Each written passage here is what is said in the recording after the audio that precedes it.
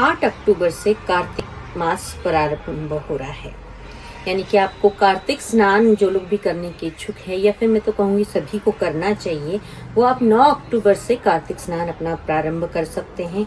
ये 9 अक्टूबर से शुरू होकर के 9 नवंबर तक कार्तिक मास रहेगा। ये मास, कार्तिक का महीना बहुत ही भगवान विष्णु को प्रिय है। इस दिन भगवान विष्णु जो है जल प्रवास करते हैं।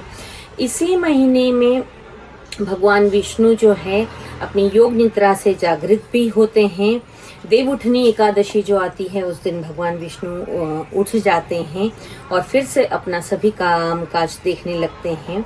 ये महीना माता लक्ष्मी को और माता भगवान विष्णु को बहुत प्रिय है। भगवान शंकर को भी ये महीना बहुत प्रिय है। इस महीने में करने वाली कुछ विशेष ऐसी पूजा अर्चना है, कुछ दान पुण्य है, कुछ नियम हैं जो आपके जीवन को पूरी तरीके से बदल सकते हैं। उसमें बहुत सारी खुशियां, धन धान्य, सुख समृद्धि, ऐश्वर्य सब कुछ ला सकते हैं। कार्तिक के महीने में लोग सुबह जल्दी उठकर, यानी कि ब्रह्म मुहूर्त में उठकर 3:30 बजे से लेकर 5:30 बजे तक उठकर जल्दी सुबह सवेरे स्नान कर लेते हैं। अब तो सब लोग अपने अपने बाथरूम में करते हैं, पर पहले जब पुरातन काल में बाथरूम नहीं हुआ करता था तो लोग तारों की छांव में स्नान किया करते थे ठंडे पानी से।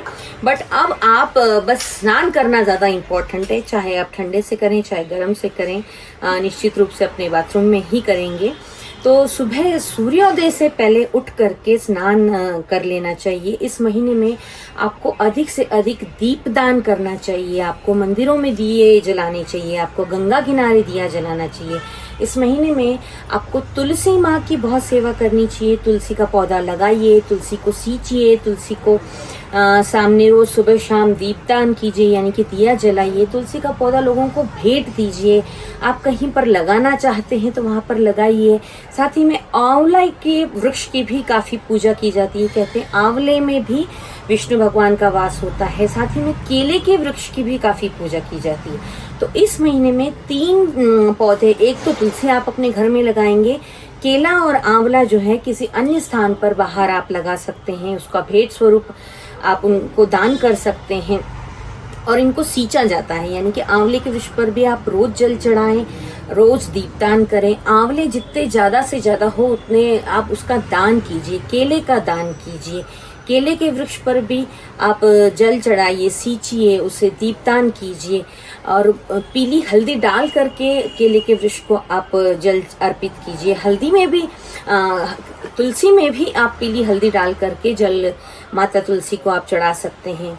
इस महीने में कई लोग चप्पल छोड़ देते हैं, यानी कि कहीं पर भी आने जाने में, कहीं पर भी लोग हंसते भी हैं, मजाक भी बनाते हैं, पर फिर भी ये कि पुरातन काल से चली आ रही चीज है जो कहा जाता है जो लोग चप्पल छोड़ देते हैं पूरे 1 महीने, तो भगवान विष्णु का, साक्षात विष्णु भगवान का उनका पूरा सपोर्ट, उनका पूरा आशीर्वाद ऐसे लोगों को मिलता है। इस महीने में खीरा नहीं खाना चाहिए, गाजर नहीं खानी चाहिए, बल्कि इन चीज़ों का बहुत दान करना चाहिए। मांस मदिरा का भी त्याग कर देते हैं। इस महीने में अगर आप कुछ त्याग करना चाहते हैं तो अपने गुस्से का भी त्याग कर दीजिए। पूरे महीने भर आप अपने गुस्से को अगर कंट्रोल करके देखेंगे तो आपकी 95% प्रॉब्लम्स जो है ऐसे ही सॉर्ट आउट हो जाएंगी। ये महीना भगवान महादेव को भी बहुत प्रिय है। इस पूरे महीने में आप महादेव पर जल चढ़ाइए। साथ ही में महादेव को 3 चीजें जरूर चढ़ाएं जो उन्हें बहुत प्रिय है। एक बेलपत्र, एक शमी पत्र, एक मंदार का पुष्प। ये तीनों चढ़ाने से महादेव बहुत जल्द ही प्रसन्न होते हैं और अब आपकी सभी मनोकामना पूर्ण करते हैं। इस कार्तिक के महीने में बहुत सारे त्योहार आते हैं। अहोई अष्टमी, करवा चौथ, वसुबारस, धनतेरस, नरक चतुर्दशी, गोवर्धन, माँ लक्ष्मी, लक्ष्मी पूजा, भाई दूज, ऐसे बहुत सारे बड़े बड़े साल भर के त्योहार जो कि हम सब मनाते हैं। घर में बहुत सारी मिठाइयाँ बनती हैं, मिठाइयाँ लाई जाती हैं, एक दूसरे में बांटी जाती है। अच्छे अच्छे कपड़े पहन के हम अपने पूरे घर को सजाते हैं और इस पूरे महीने में एक घर में खुशनुमा माहौल सा रहता है। इस महीने में, पूरे कार्तिक के महीने में कार्तिक महत्व पढ़ना चाहिए। कार्तिक की पूरी कथा की एक पुस्तक आती है, आप उसको पढ़ें। रोज एक अध्याय भी पढ़ेंगे तो चलेगा। ओम विष्णवे नमः या फिर ओम नमो भगवते वासुदेवाय नमः का भी आप जाप कीजिए। लक्ष्मी जी के मंत्र का, श्रीं मंत्र का आप जाप करें, कुबेर जी के मंत्र का जाप करें। ये पूरा महीना बहुत ही पावन है, जो कि माँ लक्ष्मी को, भगवान विष्णु को, महादेव को, सबको बहुत प्रिय है। तो ये सब कुछ दान आदि आप करके, पूजा अर्चना दीपदान सब करके भगवान का आशीर्वाद लें और अपने जीवन को खुशहाल बनाएं।